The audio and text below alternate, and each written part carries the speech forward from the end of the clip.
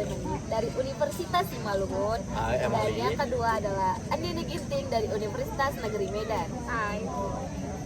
Pada topik kali ini kami akan membahas mengenai pemuda generasi Z dan visi Indonesia Emas 2045. Kalian tahu nggak sih bahwa pemerintah Indonesia itu telah menetapkan visi di mana Indonesia adalah negara emas 2045. Bagaimana sih kalian menanggapi hal tersebut?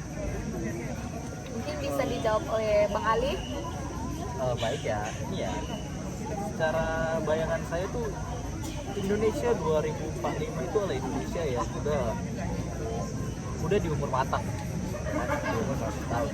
Yang harapannya di mana? Indonesia itu udah bebas dari yang namanya korupsi. Itu pasti dong. Gimana negara mau jadi negara emas, jadi negara maju, tapi korupsinya tetap besar, ya kan? Indonesia emas itu, bayangan saya juga Indonesia yang memiliki sumber daya manusia yang berkualitas, pemudanya, orang tuanya, bahkan anak-anaknya sudah memiliki sumber daya yang kualitas dari secara pendidikan, moral, karakter dan sebagainya. Itu sih harapan saya ya.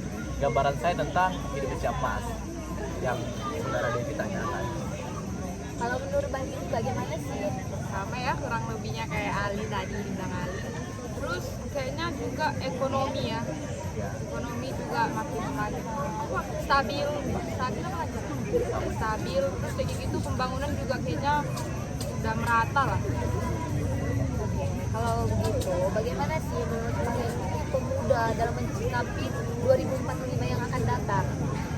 Menurut kalian bagaimana sih pemuda sekarang? Jadi ini ya pandangan kita terhadap pemuda. Kalau kita bilang tuh generasi Z nggak sih, tuh, kan? Kita ini kan generasi Z ya, generasi Z. Jadi pandangan saya tentang generasi Z sekarang itu adalah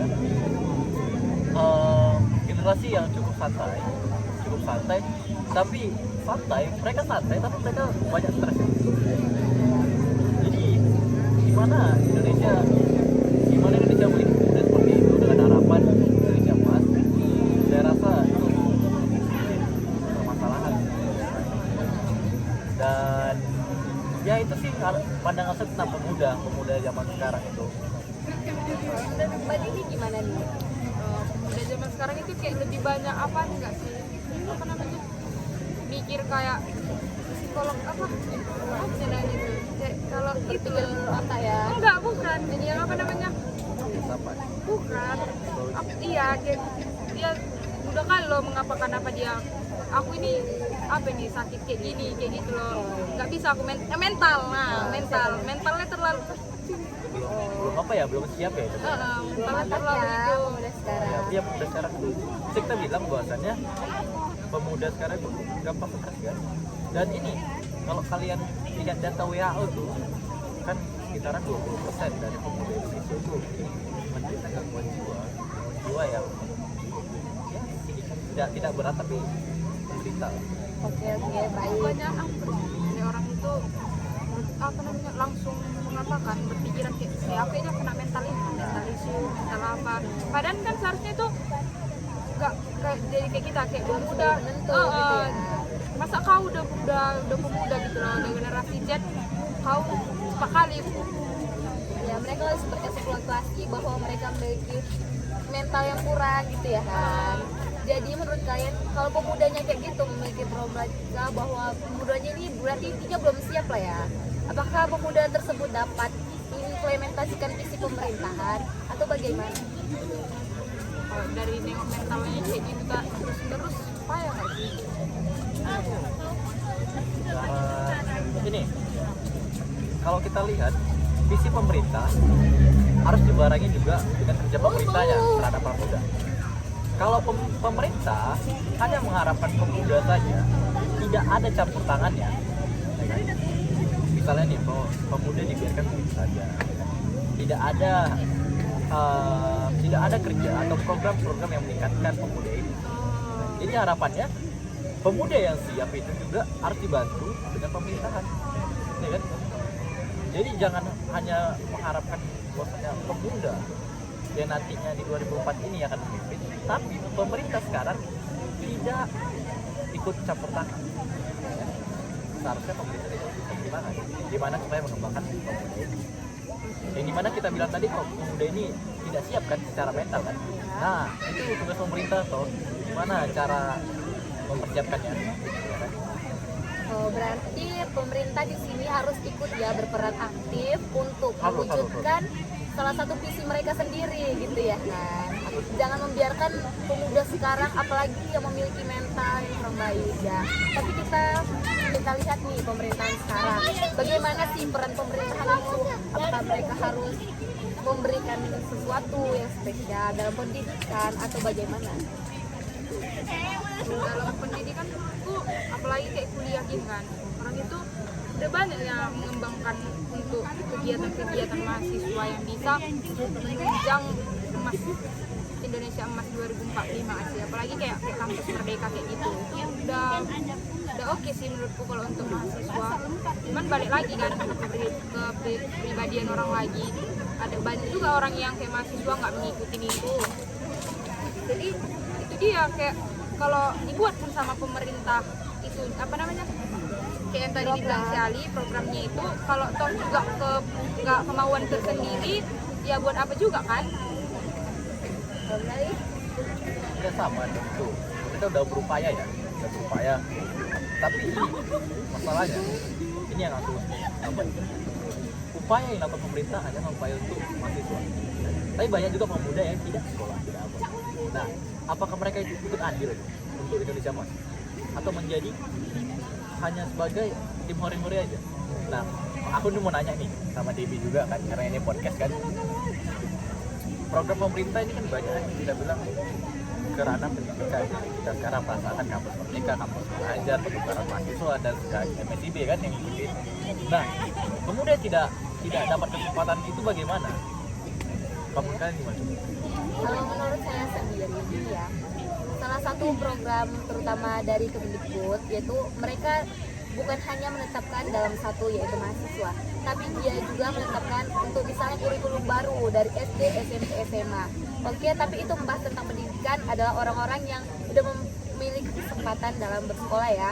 Tapi misalnya untuk yang ini kan ada aja ini generasi Z yang masih terdampak di 3T ya, dimana posisi tersebut kurang meyakinkan bahwa mereka untuk ikut. Bagaimana mereka ikut serta dikatakan salah satu peran untuk mengimplementasikan itu mungkin sulit ya. Jadi pemerintah juga harus bisa melihat atau memberikan ruang bagaimana sih program yang akan lanjutkan, atau mereka mungkin membuat sesuatu rumah belajar gitu loh. Rumah belajar ini kan gak harus mendaftar sekolah ya, kan ada aja anak sekolah misalnya malas gitu kan, tapi mereka di dalam rumah belajar ini diberikan pendapat atau wawasan edukasi bahwa generasi Z ini ya memang bukan harus selamanya di dalam pendidikan, tapi pendidikan itu perlu gitu ya. Tapi pemerintah ini hanya memberikan suatu pemikiran, membuka pemikiran baru. Siapa tahu mereka juga memiliki untuk peluang untuk belajar juga dilupakan. Tapi kan rumah belajar ini bisa sampai ke desa-desa gitu ya kan. Ya, kalau menurut Mbak ini gimana ini? Mbak Ali gimana? Pak Ali, astaga. Mbak Wah. Iya, jadi kalau masalah pemuda, saya rasa kita kembali ke pertanyaan Debbie pertama. Aku rasa pemuda itu belum siap di Indonesia Mas. Kalau aku menurut aku sekarang, ya kan? Mungkin Indonesia ini sih tidak kehabisan orang yang kreatif, tidak. Indonesia memiliki pemuda-pemuda yang kompeten di bidangnya. Indonesia juga memiliki pemuda-pemuda yang sangat kreativitas, inovatif, tentunya banyak, ya kan. Tapi ada juga kan pemuda yang seperti kita bilang tadi, yang 3T tadi, ya kan? Mereka itu harus kita ikutkan. Upaya-upaya kita juga harus itu mempersiapkan mereka supaya siap di Indonesia Emas. Terus gimana? Kan tadi kita membahas tentang pemuda generasi Z dalam Gak ada orang yang bisa memprediksi Barca. Teto. Oke, untuk menanggapi hal itu, kita selanjutnya membahas tentang generasi Z. Menurut kalian tuh generasi Z itu yang bagaimana sih? Bagaimana bisa dikatakan generasi Z? Ya, Pak Ali bisa jawab, Ali. Nah, nih generasi Z, generasi yang lebih muda lagi, Iya. ya kan? Kita ambil kesimpulan gini aja. Pak aku ya, kalau pemudanya belum siap, gimana gitu? Ya kan? Tapi aku rasa kalau generasi Z sekarang tuh bahkan lebih apa sih? Lebih maju ya Lebih maju pemikirannya. pemikirannya, Lebih mau belajar lah. iya, lebih bebas berpendapat, lebih sering berkarya. Itu generasi Z sih. Apalagi kita lihat tuh pasar digital itu semakin berkembang kan. Generasi Z Mau bisa, berpatokan sama yang belakang kan. iya, generasi Z bisa itu loh, bisa menangkap itu. Ya kan? Dan ini kalau kita lihat e-commerce itu kan tidak perlu apa sih batasan usia, maksudnya kayak umur berapa aja pun kalau memang dia memiliki peluang, Bisa terjun. ya tuh untuk masuk ke situ ya kan. Dunia apa lagi, dunia entrepreneur, dunia entertain, generasi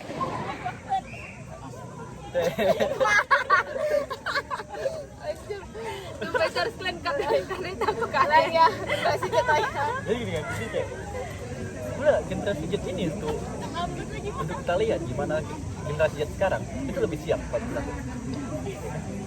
Kenapa? Karena dia generasi Z bisa melihat ini lebih pekat terhadap lingkungan, menurut aku ya. Karena contohnya kayak aku bilang tadi bahwasannya dunia entertain, dunia entrepreneur ya kan, dikuasai oleh generasi Z, ya kan? Mereka bisa berekspresi di sana, mereka bisa mengembangkan skillnya, mengembangkan apa? Ekonominya, ya kan? Dengan e-commerce yang disediakan. Nah, jadi aku rasa generasi Z ini lebih siap sih, Ya, lebih siap ya, berarti. lebih siap secara ini. Secara Secara- mental. Enggak, kalau mental enggak bisa. Pengetahuan. Tadi kan kita Secara melihat peluang, melihat peluang itu generasi itu lebih siap, ya kalau menurut aku, dan lebih peka terhadap lingkungan. Kalau aku generasi Z seperti itu terhadap, jadi harapannya generasi Z itu Indonesia Emas itu terus berkembang kan, ya kan, peka meningkatkan ekonomi juga. kalau menurut Pak Dini bagaimana sih? Sama yang kayak bilang dari tadi. Kayaknya menurut ya kalau generasi Z itu kayak lebih banyak, lebih pengen tahu banyak, nggak bisa diam kayak gitu menurutku. Karena ya kita tengok aja lah apa namanya konten kreator Pandawara. Kayak orang itu belum ada kan sejauh ini, sebelum orang itu masih belum ada orang yang sepeduli itu sama lingkungan. Terus orang itu tiba-tiba datang dengan idenya, terus dia kayak gitu. Jadi banyak orang yang mengikuti, iya, follow yang up. mengikuti. Jadi itu kayak menunjukkan kayak generasi Z ini banyak apanya, banyak ide-idenya, terus banyak FOMO, maksudnya FOMO, pengen ngikut. Nah, tapi balik itu lagi, apa namanya, kalau bayi, ya kan, kalau bayi, Nah, kalau aku nih ya, kayak Pandawara, tapi juga ada kan problematika yang timbul dari itu. Kayak ada juga yang beberapa kepala desa ini kan tidak mau kan, karena apa, katanya Pandawara hanya pansos saja ya kan, padahal yang dilakukan itu baik, ya kan.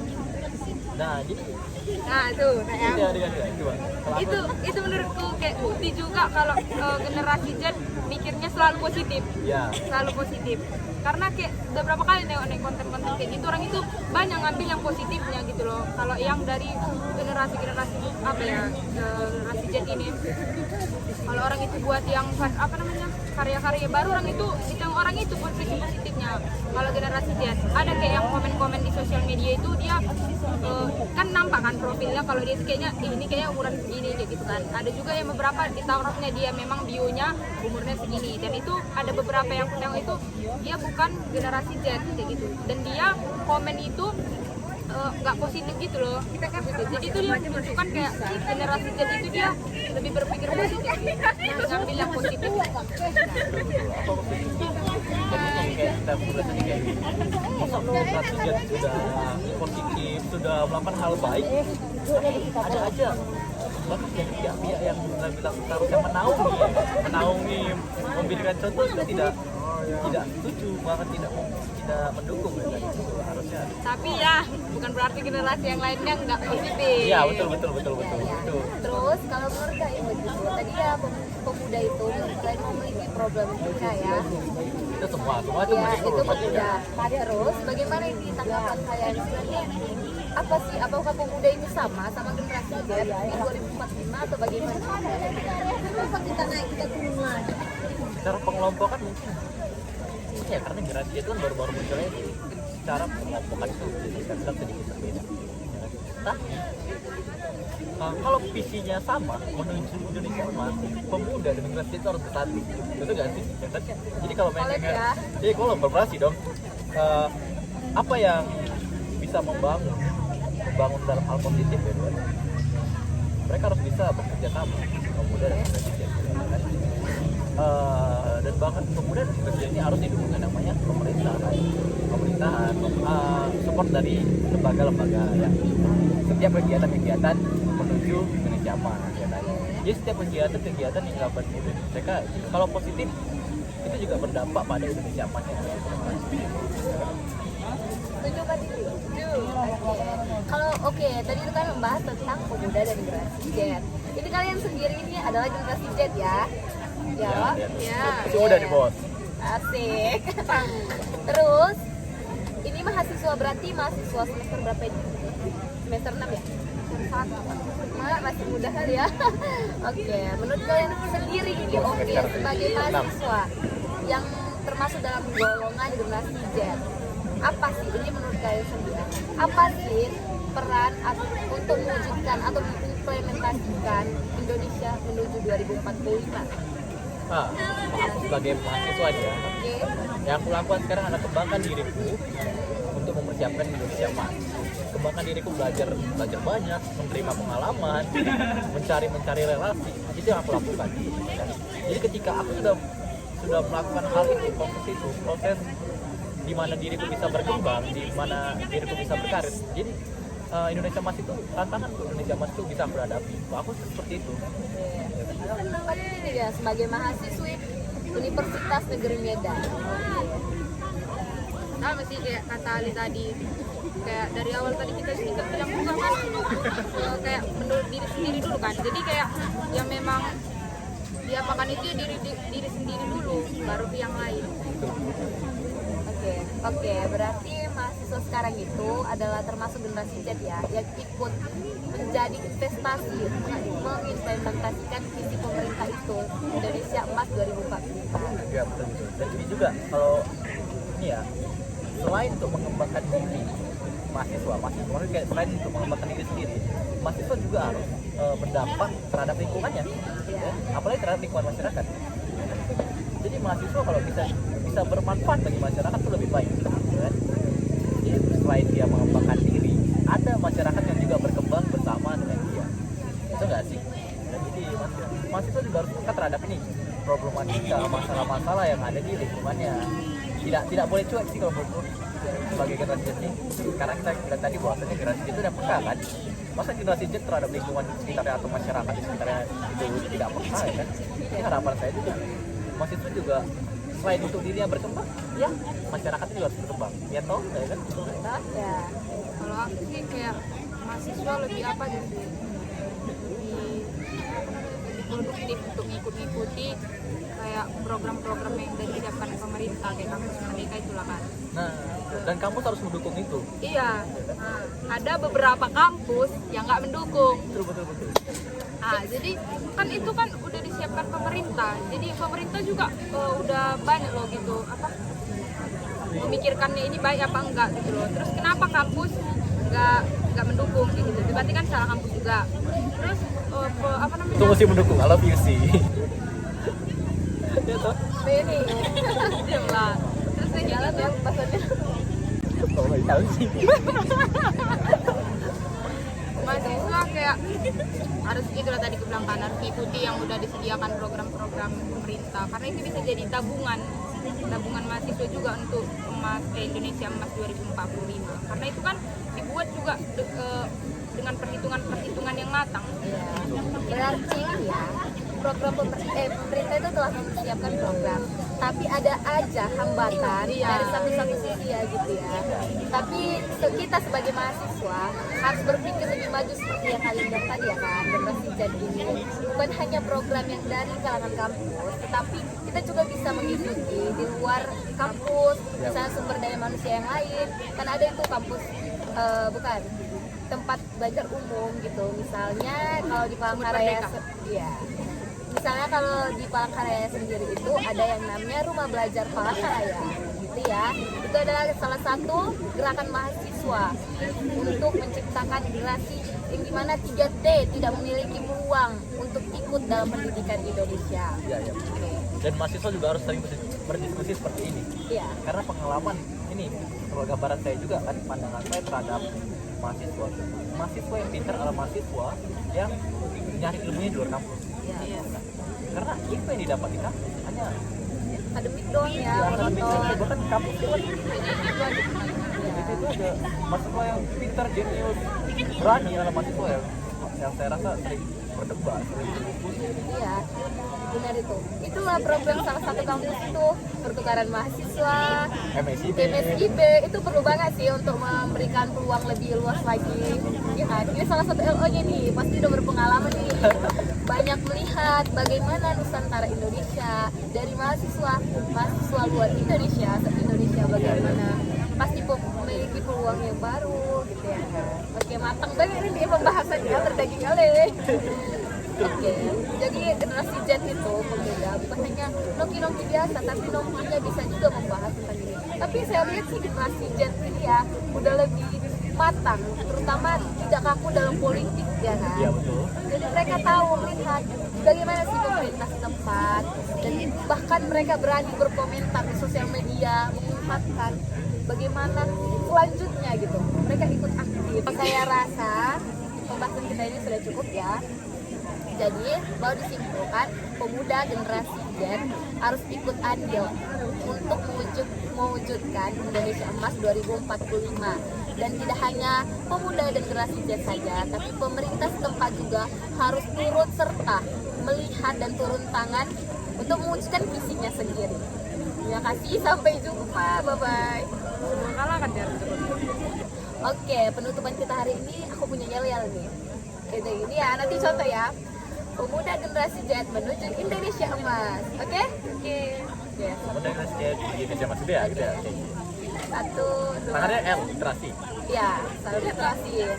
Oke. Jadi generasi Z nih, Bos. Oke. Oke, kita tutup ya.